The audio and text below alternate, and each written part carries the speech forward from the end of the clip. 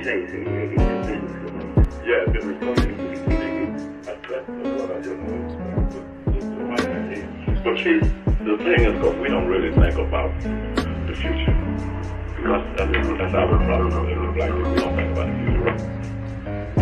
About all this damn stuff. He knows that he won't live to be said, but he thinks about his family and his family's family. We don't think like that. That's bad for our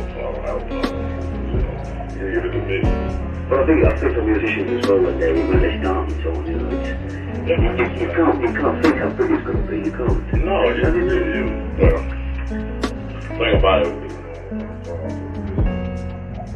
Like me, I've been around so many. I've seen people this way, and when it has me going and it has me coming back, and I've been right in the level.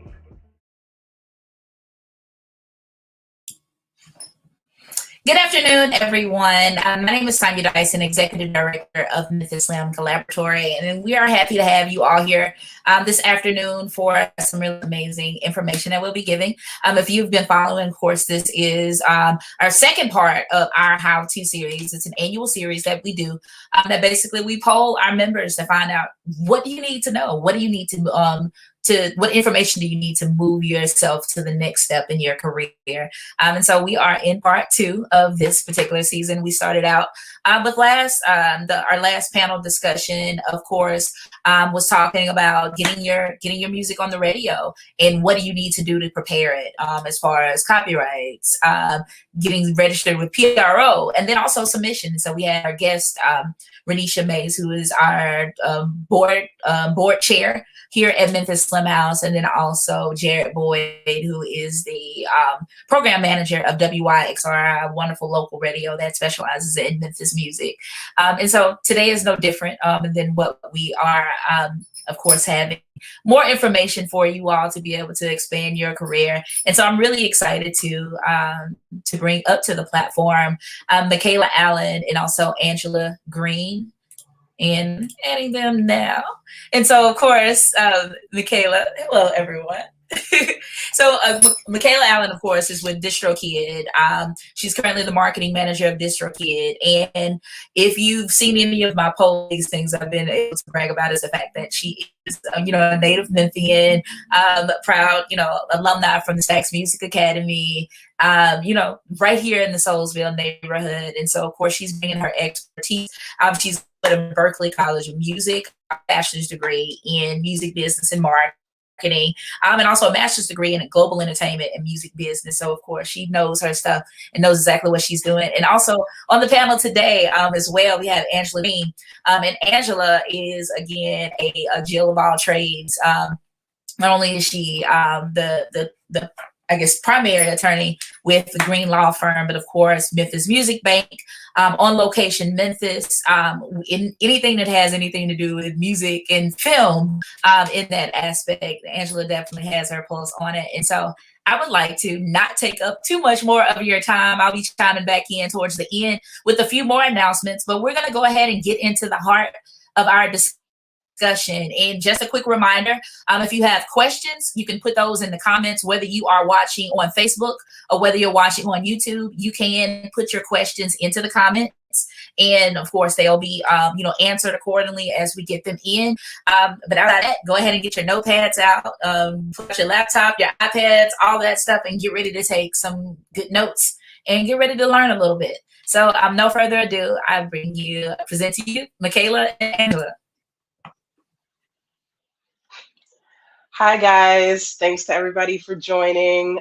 Super excited to be talking to everybody and to be discussing all these great things with Angela. And yeah, I was super excited to get started. Sorry, Angela, I think you're muted.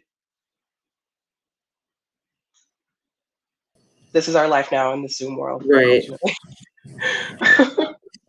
I think, am I muted now? Yep, you're fine.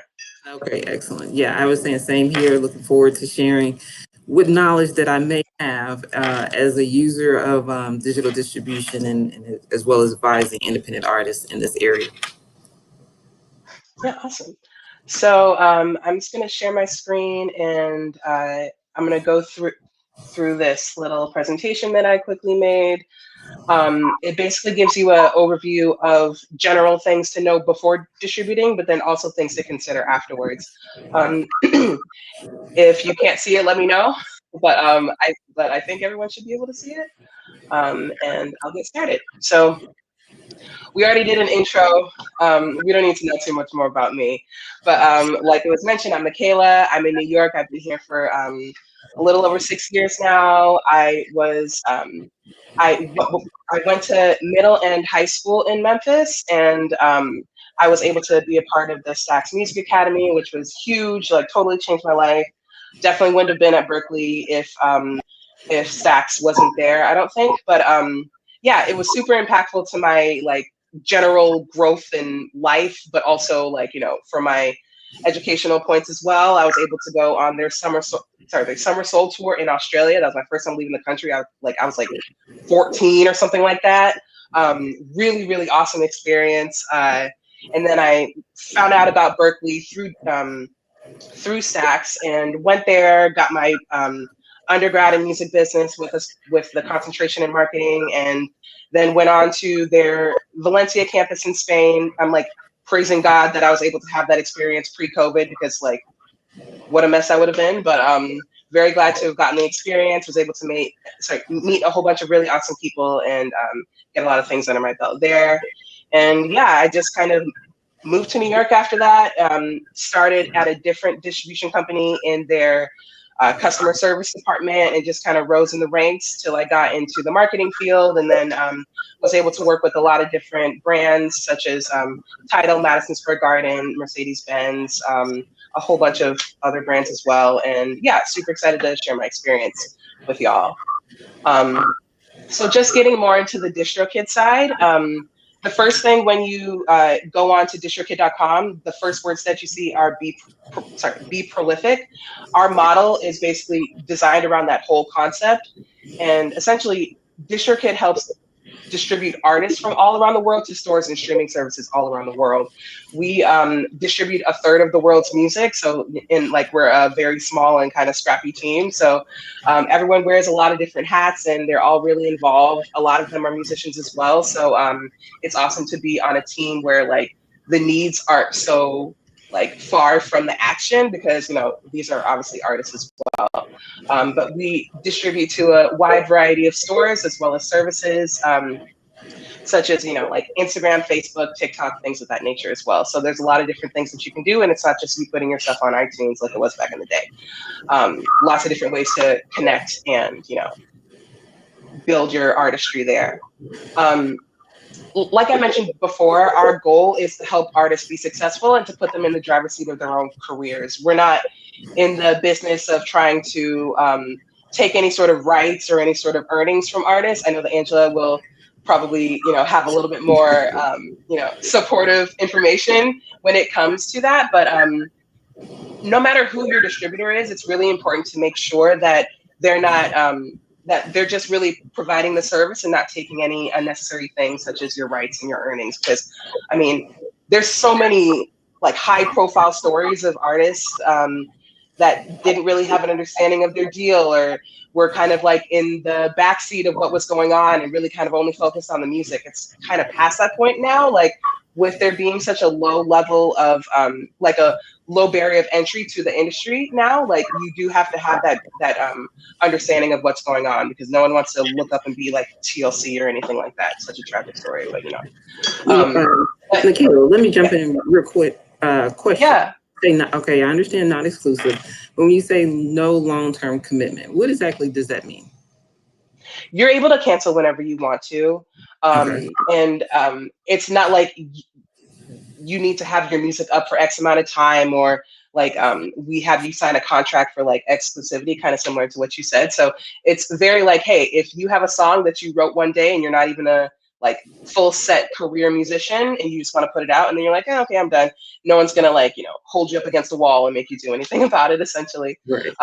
We just want to make sure that the artists can utilize us for whatever their needs are, and the changing, you know, situations of what an artist's career could be. Okay. So now we get into preparing for distribution, which is like the meat and potatoes of this whole thing, I guess. So this is a list that I kind of put together along with a couple of other colleagues in various departments where they've had to deal with artists and, you know, things that they wish they essentially would have known before they actually uploaded. So once again, right in Angela's wheelhouse, making sure that you have the necessary rights to upload and distribute your music is essential. And that includes any sort of sampling that you're doing or anything like that. If you're working with a separate producer, you need to make sure that they know that you're gonna put their beats or any sort of thing that they're contributing up for sale, essentially. So even though you may not be distributing to a site like that allows for like paid downloads, even though you're streaming, I know that this may be or may not be common sense, but you putting your stuff up for streaming makes it so that it's essentially available for sale. So you really do need to make sure that you have the rights to do that. And I'm sure that Angela can kind of get into what that entails a little bit more. Right. So in order to make sure you have the necessary rights, first you want to file your copyrights, which is going to say, going to list who actually are the authors of the song and then actually who are the owners of the song who are claiming the rights. So you want to have that. If you do have a co-writer, you want to have a collaboration agreement in place between you and the co-writer that pretty much stipulates how the song is going to be handled publishing wise, who's going to have the right to administer those publishing rights, and how the income will be distributed amongst the two of you if there's any income that's made. So preferably you want to have all of that in writing upfront before you start looking to put your music out for sale any kind of way, whether it's through Distrokid or any other means. So those are two of the main things that you want to have in place as far as that. And then also too, I also add, you want to have your music registered with your PROs, because you never know with the streaming how this may pick up, and they may be able to pick up the music and pick up some royalties on your behalf. So those three main things you definitely want to have in place as you move forward. That's so true. And like, let me just stress, because once again, I was on the customer service side before this, so gotten a lot of different interesting calls. But it's so important to have that stuff in writing. Like, even if you're friends, even if you're family, and like, oh, they would never. Once money gets involved, you see different sides of people. So it's so important to really make sure that you have it all documented, and essentially like think of your wildest dreams and make sure that you're prepped for it. So kind of similar to what Angela was saying, maybe you don't like think that you can get picked up for like sync things at this particular moment, but you don't want to wait until that opportunity is there and then you make it pass by because you don't have all of your paperwork ready. So, preparation is key. Like planning ahead, we kind of get into that a little bit later. Same thing with the splits and making sure that all the monetary things are taken care of. There's a service that Distrokid actually provides that can help with that, but we kind of get into that a little bit later. Next is to think of a unique artist name. I'm sure that there's some legal things that are associated with that as well, but the point that I'm gonna make with this is that a lot of times if you just pick like a random name, like if you want to be Bob, that's fine, and if that speaks to your heart and your soul and your artistry, that's fine. But just know that that's going to be an uphill battle, because like that's too common, and you have to understand that like I was previously at Tidal, and I do know that they actually do have humans making those playlists, like actual people hired to put those things together, but like it's a very small team at Tidal. But like a Spotify or an Apple Music or like one of those bigger streaming platforms, for example, it's not a human doing that stuff. It's an algorithm doing it. So if you have a similar name to someone else, and it's like your first time distributing and that person already has a pre-existing page, it's very common that the algorithm would just put your stuff on someone else's page. And while you don't have to worry about the money being mixed up, because like all of that stuff is being tracked by the various codes associated with the album and track level of your stuff, it does get confusing when it comes to like brand awareness and for like fans to be able to search for your stuff. So it's important to make sure that you think about that and you kind of weigh the struggles of, okay, this artist name speaks to me, but this is going to be an issue from a discoverable or from a discoverability standpoint. But I will say that there is a way to get things separated. If you do happen to get your music on another person's page or someone else's music is on your page, it's really not a huge lift. It would just be a matter of you reaching out to your distributor, to Distrokid, whoever, and then being like, hey, this person's stuff is on the wrong page. If you happen to already have an existing page, then just list the link to the existing page, and then we reach out to Spotify and get it handled. But it's always good to kind of think about that beforehand so that it doesn't mess up your, like, it doesn't lessen the impact of your release day. Next, uploading high quality audio and artwork files is super important because that's a way that you may get flagged, you know, by the stores and or by us. So that basically just means like upload WAV files, upload FLAC files, you know, things that come in the highest form of quality, not things that are already compressed. So like an MP3, for example, has already been compressed once. And when we send it to the stores, they compress it again. So if you send stuff that's already at like a lesser quality, then there's a high chance that it may not be as strong when it actually goes live on the stores. So it's really important that you send us high quality stuff, make sure that your artwork isn't blurry and that like it's meeting the size requirements there. That kind of goes into the next point, that the streaming services have very strict style guidelines that we all have to follow.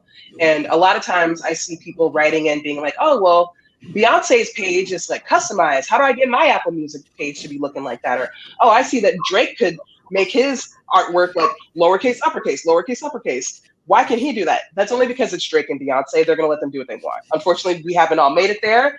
We will at some point, but they aren't going to let it fly with us. And like all of the distributors are essentially being given a score by these stores by how well we abide by these like guidelines and formatting things. Because if they see that we're sending them low quality stuff, then they start to like knock us down, and then it gets harder for us to make the releases live in like a shorter period of time. Sometimes they just block it completely. So we are really strict about it so that you don't end up getting, you know, the brunt of it in the end, and so that everyone's stuff can just go live in a beautiful, lovely way.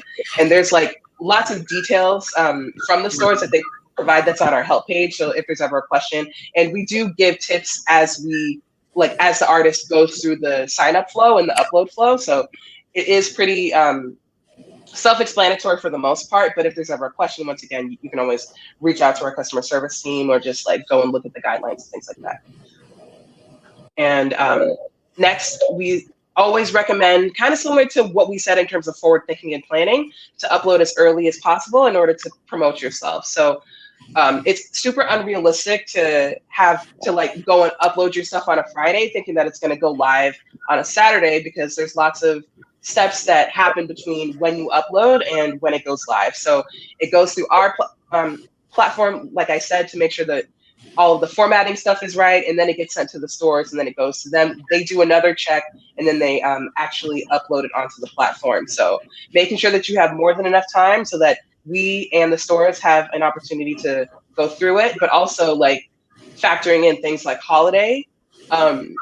They have a huge influx of music that comes in around the holidays, like specifically between like Thanksgiving and Christmas. So I would even factor in even more time. Like people who have Christmas releases tend to have them uploaded by Thanksgiving, only because sometimes the stores really do get backed up. So the more time, the better, and the more confident that you are about the fact that, hey, my stuff has gone through the process, it has more than enough time, it's definitely gonna go live on this particular date. It's not just like a, hey, refresh your Spotify and let's hope it's live one day. It's like, we know when it's live, you have time to anticipate that stuff, and then you're able to start actually doing the marketing to support it. Mikaela, when you upload, are you able to do pre-sale? Like, are you able to do a pre-sale on the music prior to it going actually live? Yeah, so, well, like, less of a pre-sale and more of a pre-save. So we do offer Spotify pre-save, yeah. And there's a way that like we give you a link so that you're able to track all that stuff and get all of the data associated with people signing up to that. But yeah, we do offer Spotify pre-save. And I know that Tidal is like, they've been working on a pre-save option. It's been rolled out kind of slowly and kind of like on an ad hoc sort of thing, where it's like if they have an artist that's probably like a Rock Nation person that wants to try it out, then they can provide that. But I know that they're working on something that's more widespread for everybody. But right now, Spotify is definitely the one to go to for that. And pre-saving is a great way to promote yourself before the release is live. So that's a great suggestion. And last but not least, await your earnings. Another big customer service thing is people saying, hey, I know for a fact that X amount of people have purchased my stuff and they sent me receipts and they bought it yesterday. Why is it not in my bank?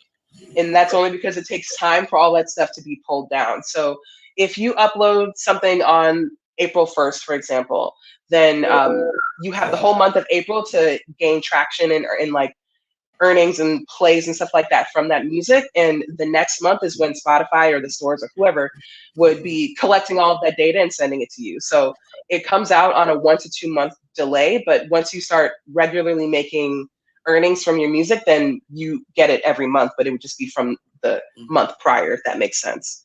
But with all that being said, the great thing about having a third-party distribution service like Distrokid is that we're able to track all that stuff for you. It's not like you have to go to Spotify and be like, hey girl, where's my stuff? All of that's in there. You get all sorts of reporting and your money and everything like that. So when it does come down to tax time and you're like, okay, like what happened last year? All that stuff is tracked and you don't have to worry about that. Is there a minimum amount before they distribute? Before they give you your money? Mm-hmm. Is there a minimum? No. $25? Oh, definitely. Or something like no. that? Yeah, no. You can make like 16 cents and we'll let you know that it's in there, essentially. But yeah, there are various options to withdraw, and then there's like, you know, limitations with that. But then, yeah, super easy, super quick. And no matter how much you make, you know, it'll be easy to get it out. And this kind of goes into the marketing things that we talked about earlier, ways to kind of optimize your presence online. Through Distrokid, we have the opportunity to verify your profile on Spotify, Apple, YouTube, and Amazon. So it gives you like a little check. I know that YouTube's is like a little music note, but there is an example over here for Spotify, but yeah, it's a great way to just kind of elevate your profile and to make you look more like serious and like you have your stuff together, so that when you do kind of like, once the music is out, then it's just about getting opportunities to like further that reach. So when you're reaching out to blogs to write about your music, when you're reaching out to labels or whoever, when they see that you have that verified check in the same way that they see it on like Instagram and stuff like that, it just makes you look better and it makes you look more strong. So, and it's easy to do. So signing up for all that stuff, which is something that you would obviously handle after the music has already been uploaded.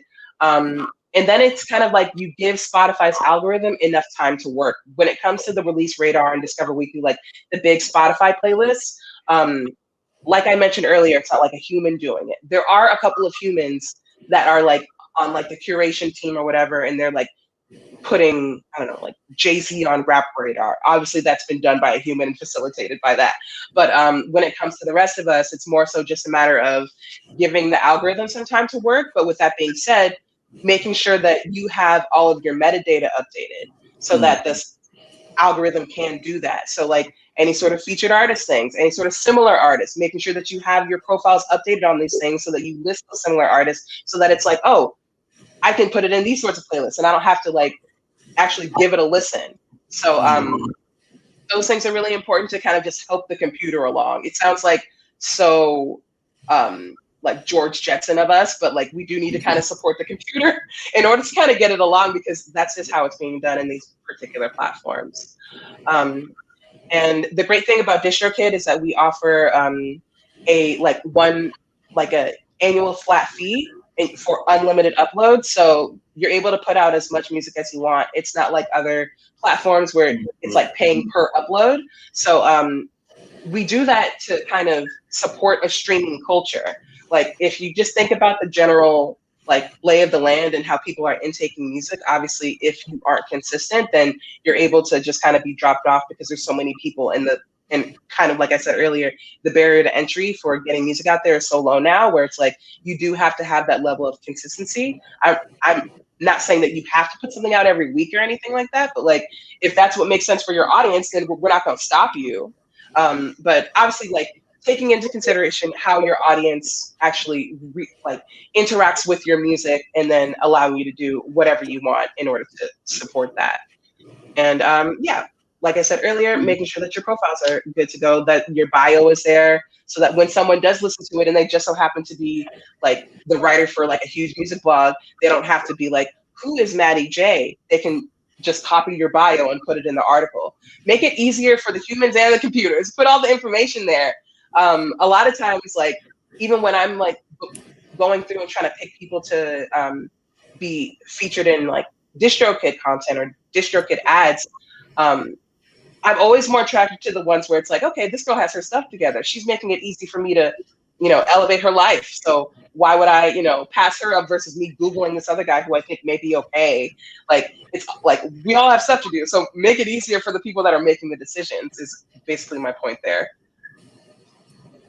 And we offer like really great customer support at Distrokid, and we also have a very in-depth FAQ and help center. So a lot of times, even if you aren't distributing through us, or if you aren't at a point where you're ready, a lot of the questions that you may have can be answered through that. Our Instagram is also full of videos from our CEO, like answering various questions and stuff.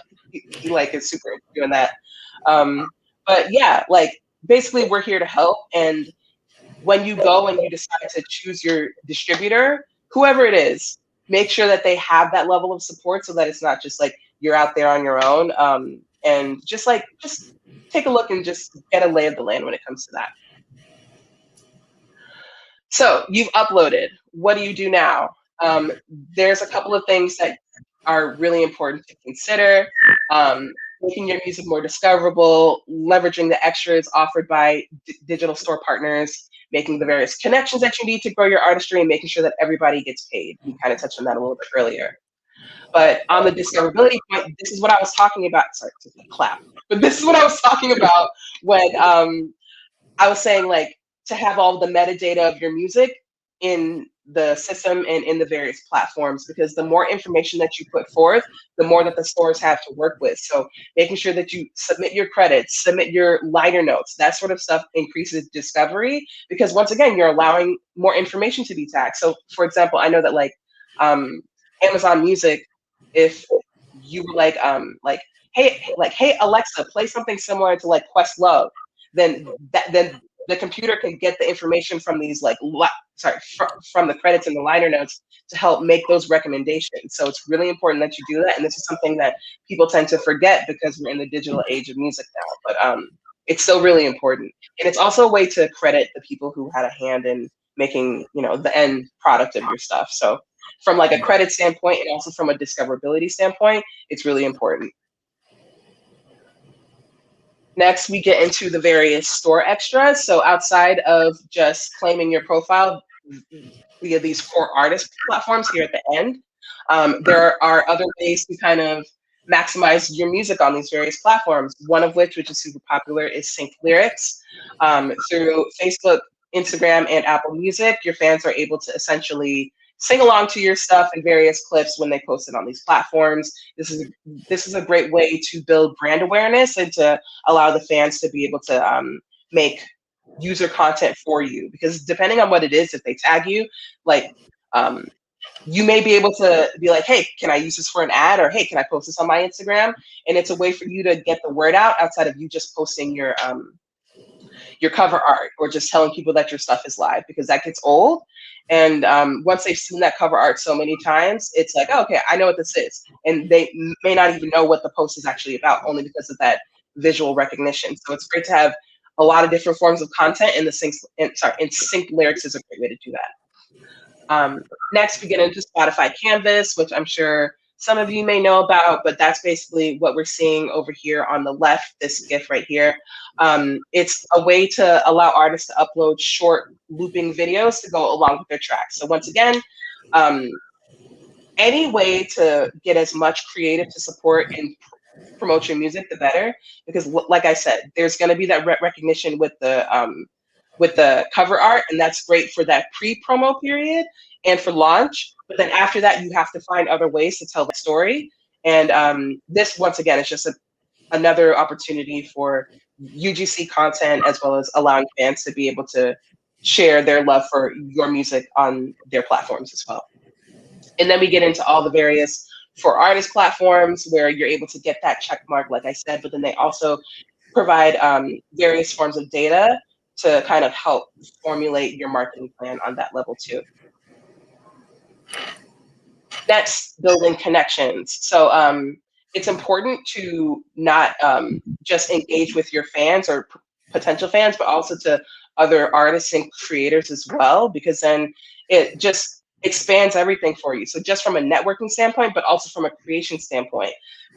There's a couple of different things that Distrokid offers that kind of facilitates that relationship. But even if you're in the middle stages of creating the music and you're like, oh, I really need a bass player or whatever, then it's good to be able to have those various connections in the music industry through like Memphis Slim collaboratory, things of that nature, so that like you're just good and you have like any sort of person to be able to help you at any like sort of stage. And it's always important to make sure that those connections are there so that when the music is actually live, you have another arm of support. Then obviously leaning into webinars like these that that help kind of give various information to creators and also helps lower that barrier of entry in the industry. So obviously with the pandemic and everything, a lot of conferences and things like that have turned virtual, which is great for artists because not everyone has the money to fly down to Atlanta for A3C or like, you know, to the Music Biz conference in Nashville or anything like that. So definitely like all of the big sort of trade organizations and like the big conferences and stuff like that, see if they have a virtual arm, because a lot of times that's like a cheaper ticket as well. So, and to be honest, like there's a lot of free things. This is free. Like there's a lot of opportunities to really get information because people know that people need it and they have to get that brand awareness out outside of just like saying, we have the keys to the castle, pay us like $400 for this conference ticket or whatever. People know that that's not the move anymore and they have to be given this information out for free. So definitely lean into that. Also, one of our more recent initiatives from the Distrokid perspective is the service that we have called Upstream, which is essentially a matchmaking service between artists and record labels. So for artists that do want to be eventually signed to major labels, they can sign up for this and Distrokid artists can sign up for it and have their profiles essentially in this database for labels. We're looking to add more labels, but right now it's just Republic that we're working with. But so really awesome initiative, and there's been a lot of labels that want to get involved in that. So I'm excited to see where that goes.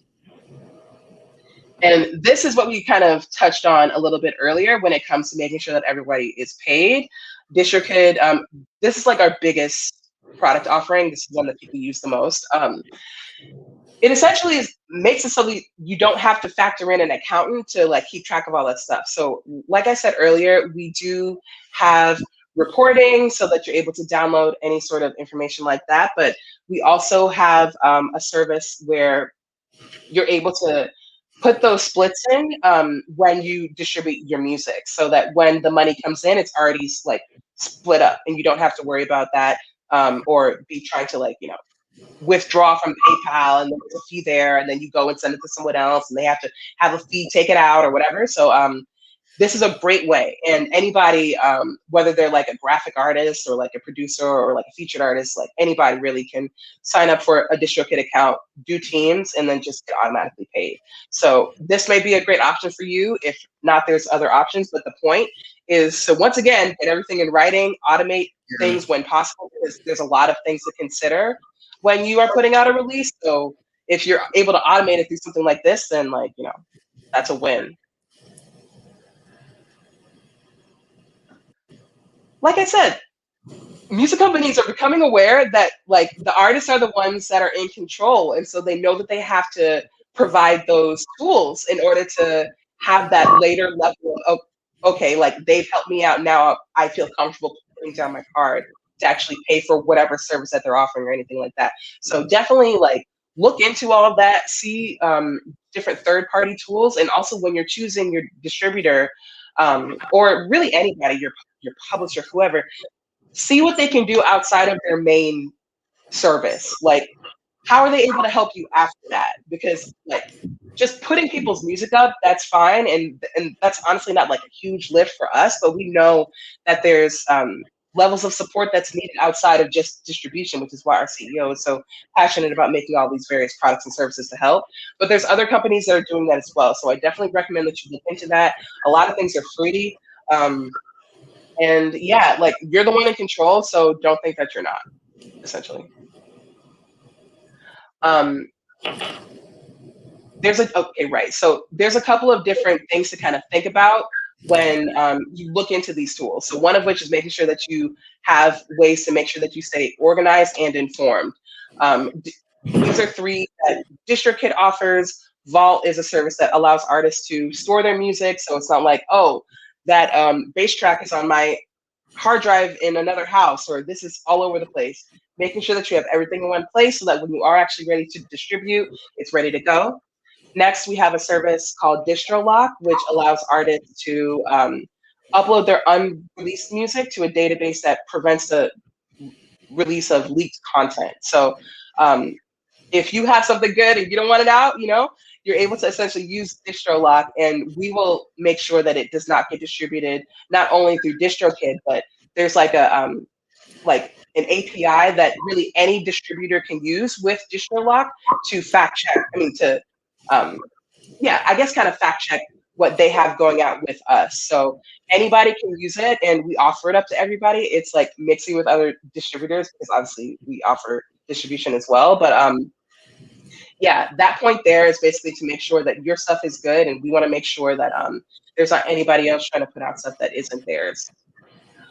Last but not least, this one's like a fun one that our CEO came up with like over the weekend, and I was like, okay, I guess we have 8 different products to talk about when I open my computer on a Monday. But this one's called Dave, and essentially it's like a AI bot that breaks down that like it's like a music analysis of your track. So once we go, so if we talk about playlisting, like I talked about earlier, and you're not sure what sort of playlist would be right for your song, this will essentially give you a breakdown being like, hey, this is like 40% like electronic and like 30% R&B. And so when you do go and try to pitch to various blogs or playlists or anything like that, you have an idea of what's a good fit already. It's not saying that you have to trust the computer in terms of what your music sounds like, because you're a human and you know what your music sounds like. You're the one that made it. But like I said, a lot of the playlisting is algorithmic. So having an understanding of what the algorithm would predetermine your stuff as is a great way to kind of mold how you decide to pitch it to other people. Next, making sure that you're able to build those deep connections with fans and artists, like I said earlier.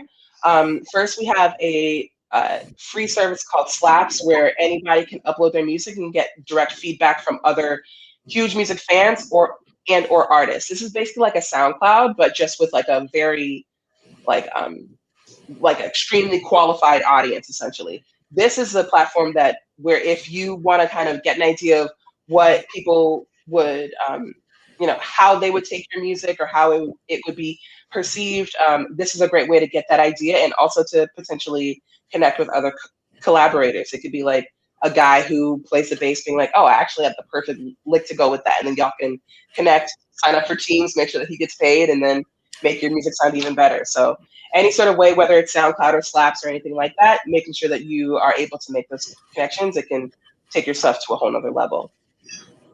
Hyperfollow is very similar to like a link tree, where you're able to link your music in the various stores all on one link. And this is also where you would be promoting your Spotify pre-save. So once your music is uploaded, you're able to take your Hyperfollow link and just hit the ground running with your pre-save. And that also allows you to get the data of the person that's pre-saving, which includes their demographic, their location, you know, any sort of information like that, email. So that's great. And this third one is a relatively new one, and I'm not sure how popular it is with the people in this current panel, but I've been seeing it kind of pop up a little bit more often where artists are like, text me from this number. And it's a great way to communicate with fans and also provide any sort of like super fan information. So it's like if you have a single that's coming out, you can be like, hey, here's a phone number. I'll text you when the single is out. And then it also kind of, in a fake way, but in another way, I guess, provides that sort of brand building with the fan and that fan recognition and that relationship building, even though you're not really there, but it makes them feel like that's the case. And you're also able to get a whole bunch of really great data with that. So really, any tool that you use, as long as it's a way to help you kind of facilitate the communication between your fans and potential collaborators, would be the best way to kind of look into that.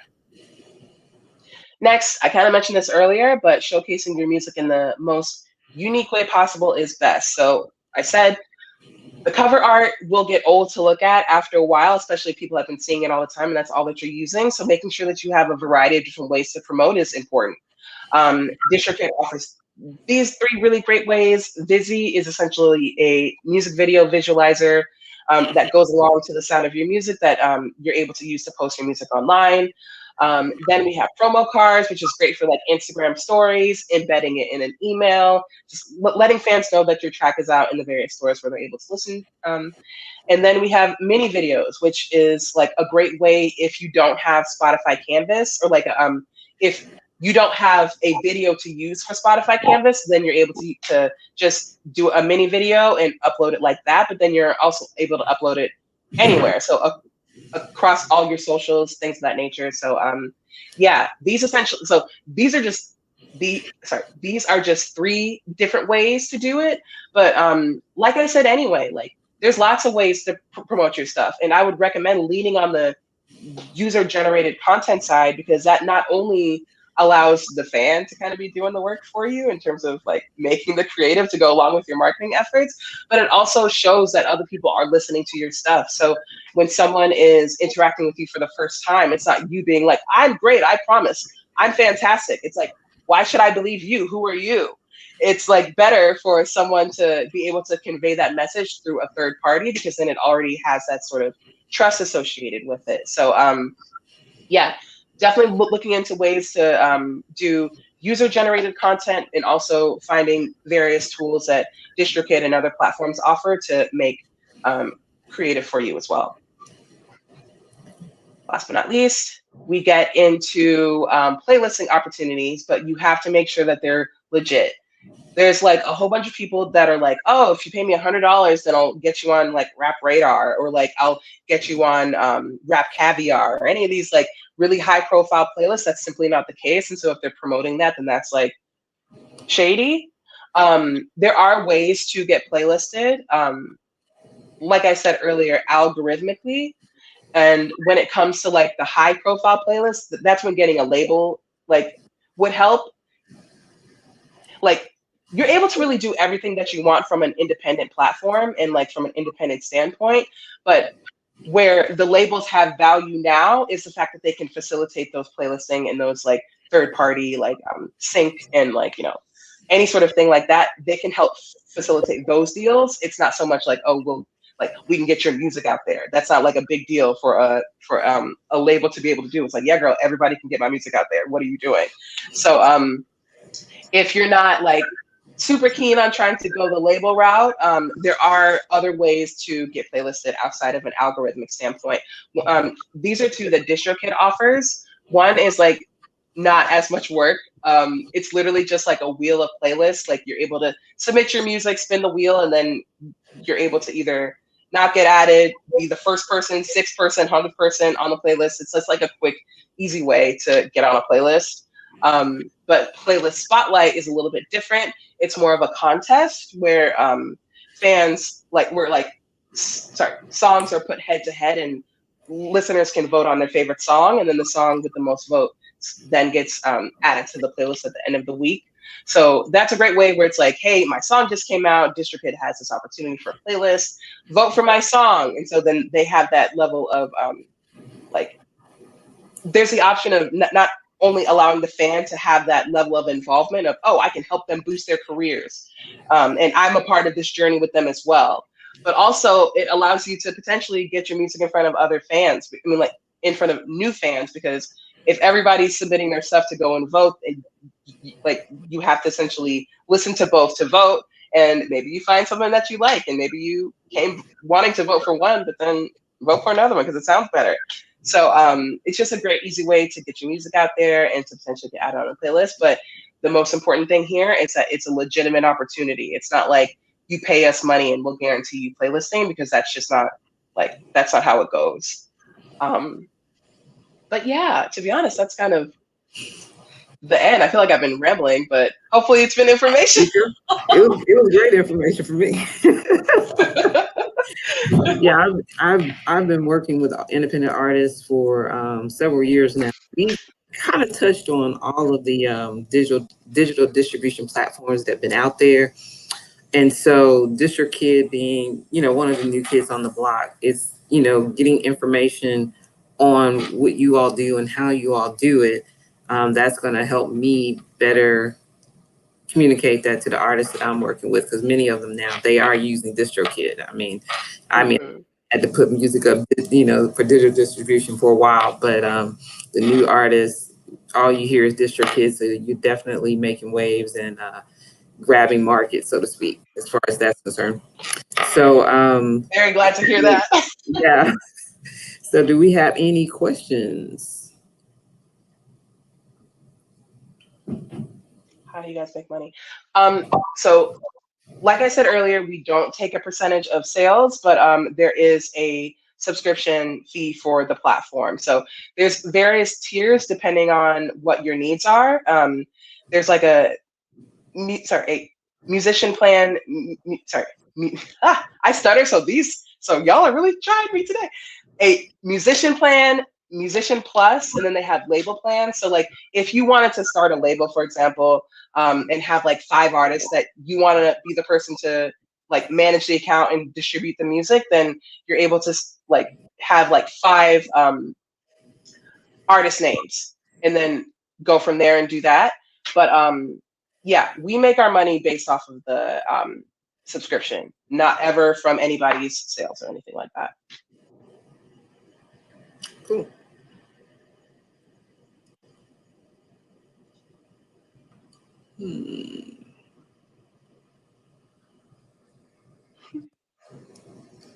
Well, I'll start with that.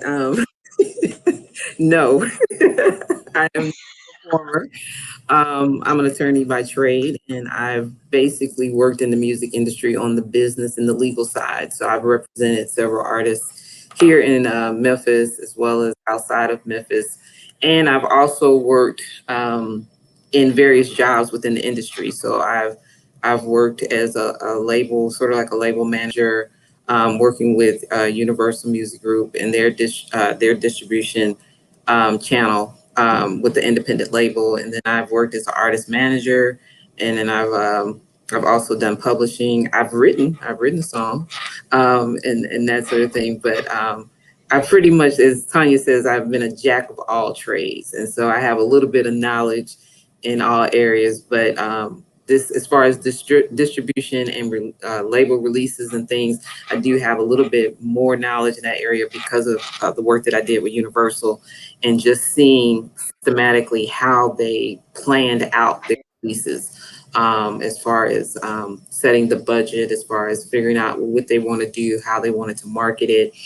And usually, just as a tip, they usually planned it out maybe 4 to 8 weeks or more ahead of time. And you're looking that once you distribute, once it goes live, you're looking at another, 60 to 90 day marketing and promotion campaign after the fact. So you really should be factoring all of that in before you actually do a release of your music, digitally or any other means. That's super true. In advance, like a year in advance, like as early as you can. I'm so serious. Early as possible.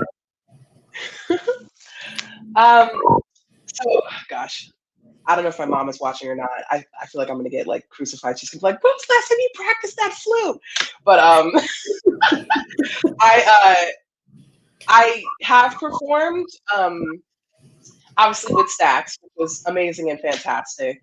And through various ensembles at Berkeley, when I was at Berkeley Valencia, it's really funny, but like I was in the music business program, and with the master's program, it's not like you have to be a musician, which isn't the case for the bachelor's program. So um, it was just kind of like a wild cards thing for the business program, and it just so happened to be a couple of us that happened to be musicians, and so we like threw together a band for fun and like toured around Spain. It was like so random, but it was so fun. But also like but while I was in school for undergrad, when I originally went to Berkeley, I thought that I was going to major in performance and music business. But then, you know, the proficiencies in the performance side of the education was like, hey, girl, do you got it in you to do this? And I was like, no. So then I just did music business instead. And I realized I didn't have like the wherewithal to really dedicate myself like that, which is why I was like, let me help people who can. But yeah, so I have performed. I don't really do it now, and I don't like. I mean, I will, I guess, if like somebody asks me, but like, it's more of a for fun thing, I guess. And yeah, like my first job in the music industry was doing customer service at TuneCore, which is which is a competitor of Distrokid. But yeah, like I mean, that's just kind of how it went down. It was my first job. I had done my master's thesis on distribution, so I was able to provide a lot of, you know, supporting information to know that I knew what I was talking about, and like, you know, I was really informed about the company and everything like that. So I just applied and was able to do it like that and kind of raise up through the ranks and be ready when there were like internal promotions and stuff like that happening. But yeah, that was kind of my start. And I think my heart would love to be a true blue performer, but that takes a lot. And I don't have that. So, which is why I just provide the support to the people that do have it, because that's a lot. But yeah. What are you curious? Look for artists. Let's see, Mikaela, can you take that one? Yeah. So I'm not on the. So I've never been on the curation team for any of the platforms that I've worked for, but I will say that I obviously have friends that do, and it really depends on the nature of the playlist, to be honest. So like, if it's like an R&B playlist, then they're gonna look for the latest R&B things, and like, it's really different with Tidal in particularly because that's kind of the only experience that I can speak from. But like, the people who work on the playlist at Tidal are very informative. They're like always like going in other playlists and seeing what's like good or what's happening, go on the various music blogs, things like that, to just see who is making the buzz. And also it's like they have these listening sessions. I mean, it's so unfortunate now that like we're in a pandemic, and like before I left Tidal, they just moved to this really beautiful office in Chelsea and had like this really amazing listening room. And they would like every week there would just be time for everyone to just go in there, play what they were listening to, talk about what would be good on whatever playlist, and it was a more human sort of process.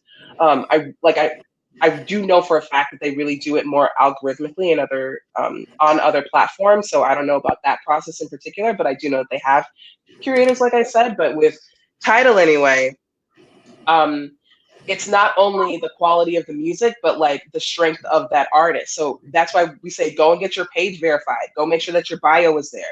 Like all of that stuff kind of needs to be there. And if they look like they are prepped for their next level, and the music is definitely ready, then it's easier for them to take them to that next level.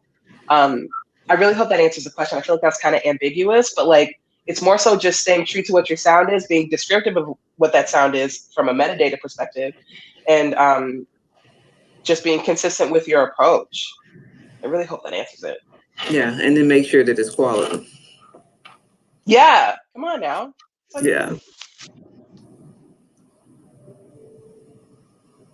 This one's for you, Angela. So you can connect to me with our website, memphismusicbank.com. You can go to the site, browse it, but then you can also send a message through the site. You can also go to onlocationmemphis.org, and you can send a message there as well. But if you want to just get directly to me, you can always email me. My email address is angela@onlocationmemphis.org. We're always looking to add artists to the Memphis Musiq Banq. We're here to help you all work your catalogs and distribute your catalogs as far as licensing is concerned. And so if we can help you with that, then that's what we're here for. And it's really nice that y'all are doing that. I was like in high school and not trying to be a musician when I was still in Memphis, but it's great to hear that there's so many, as an adult, it's great to hear that there's so many initiatives in Memphis to like help support the independent artists. And, obviously Memphis Slim Collaboratory, Memphis Musiq Banq, all this really great stuff. Like, it's awesome to hear about. So I hope y'all utilize these services, because that's what we were talking about the whole time. Absolutely. It's time to do business. I mean, we have all the information and the talent, and we're growing it up on all fronts. And now it's time to do business and start making money, monetizing the. Yeah.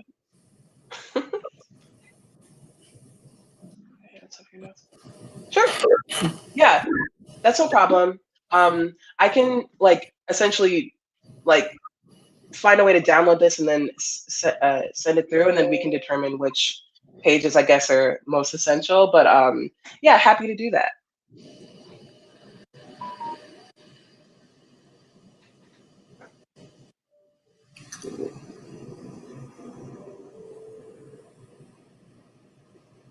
Once again, thank you guys for. Oh, thank you, Kentra. You're welcome. Thank you. Yeah, thank you guys for joining. Right.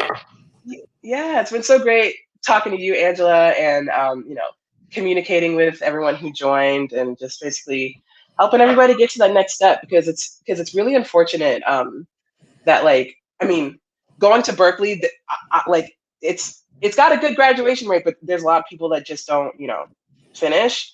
Mm-hmm. It's good that there's things like this happening, so that those artists that either weren't able to make that connection, or graduated and wasn't able to kind of make it happen only because they didn't have the tools. That's part of the reason why I'm so passionate about all this stuff, is because it's there's so many talented people at Berkeley.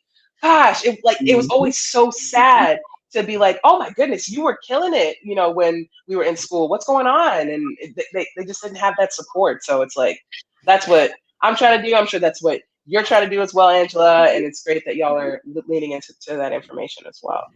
Absolutely. Thank you, Calvin. Oh, if that's a question for me, then we actually don't have an office. I'm very blessed that this job is remote, and I got it right before the pandemic. So we don't really have an office. This is my office. That's my personal assistant. He's taking a nap back there. It's as usual. But yeah, obviously able to be contacted virtually via email and messaging and all that stuff. Absolutely. Yes, donate to Memphis Slim House. So amazing. Such a great organization. Donate, donate, donate. They deserve all the things. More questions.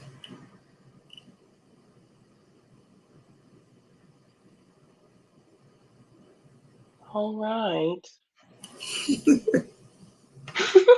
Well, it looks like you ladies did such an amazing job that you basically rendered people questionless. You basically answered everything that they need. No, that's what I'm interpreting, from the the questions. And I'm assuming you did give a lot of great information. Let me see here. Someone asked about specific contact information.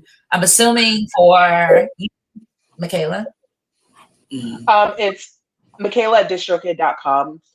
I don't know if I can write a comment. I don't think I can write a comment, but yeah, I can. Mikaela at Distrokid. Yeah, that's it. Super easy. Feel free to shoot me an email with any sort of question. Perfect. Yeah.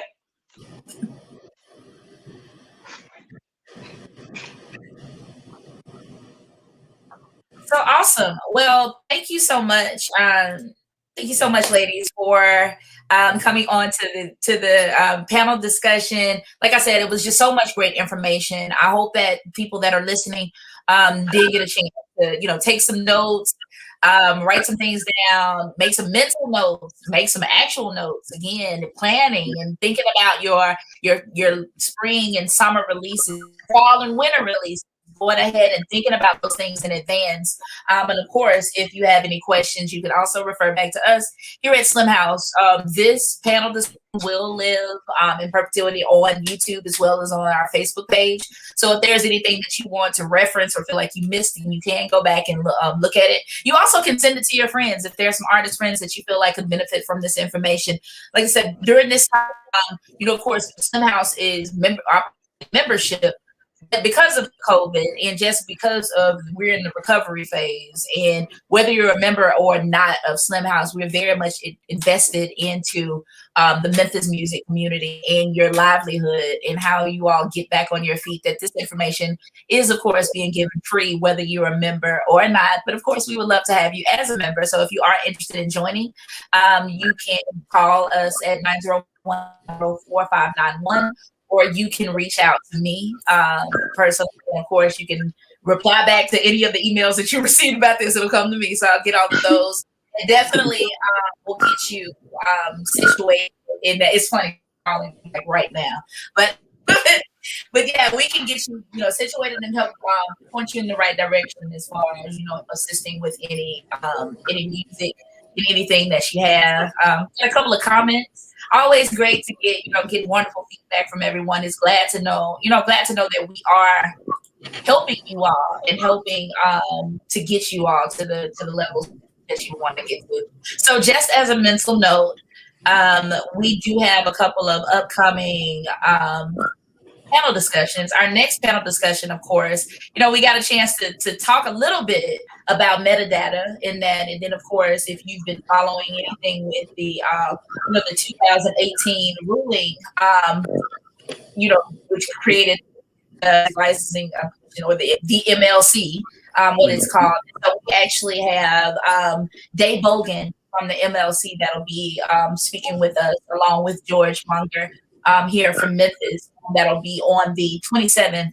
So mark your calendars. Go ahead and put it on the date for April 27th at 3 p.m. We will be talking about metadata and the MLC. So if there was lingering questions that you had left over for anything that the ladies had mentioned, we'll definitely be able to answer those questions in that upcoming panel. And I'm going to check the comments one more time to see what you all have. If there's no further questions. Oh, great compliments. I want to go ahead and put these up so you all can see. Thank you. Stop it. Thank you. Thank you. So yeah, so I guess if we don't have any further questions, we'll go ahead and close out. And like I said, go ahead and save the date for April 27th. Also, you'll be getting an email for everyone that registered here for this. You'll be getting a survey from Survey Monkey. Of course, we are giving away a free $20 Slim Huskies card to one person who replies back to our survey to help us make sure that we create custom content that you all want. And so your feedback is very much necessary, because we want to make sure that we get the information that you need and get it in a timely manner. So no further ado, a couple of more comments. Last call for the bars, last call for questions before we go ahead and close out. What's that like? It's been too long. It's been too long. Last call. I haven't heard them words in a while. Right. Thank you so much, Tanya. Honestly, thanks for bringing us together. This is fantastic. Really great information and great connections and everything. So thank you so much. Thank you. Thank you again. And outside of that, if we don't have any further questions, we will be getting out of here. So thank you all. And like I said, tune in April 27th. And once we close out, this will go live. Will no longer be live, but it will still sit on our pages. So feel free to check this out. Yes, we will definitely save this live. So it'll live on the Facebook page as well as our YouTube page as well. So you can always reference this. Like I said before, please share with other artists. If you know someone else who has on this because they had to work. This is one of the reasons why we wanted it to sit, because we understand that artists are trying to get back on their feet. So some people may be at work, but as soon as they get off from work, they can come in and, you know, sit in this link and they can definitely check out this information. And then I'll also be available in the chat as well throughout the rest of the evening to answer any residual questions that you all may have and just kind of point you in the direction of where you need to go. But outside of that, thank you so much again for showing up, and thank you for showing up for yourselves, most importantly. But outside of that, really appreciate you, and we'll see you next time.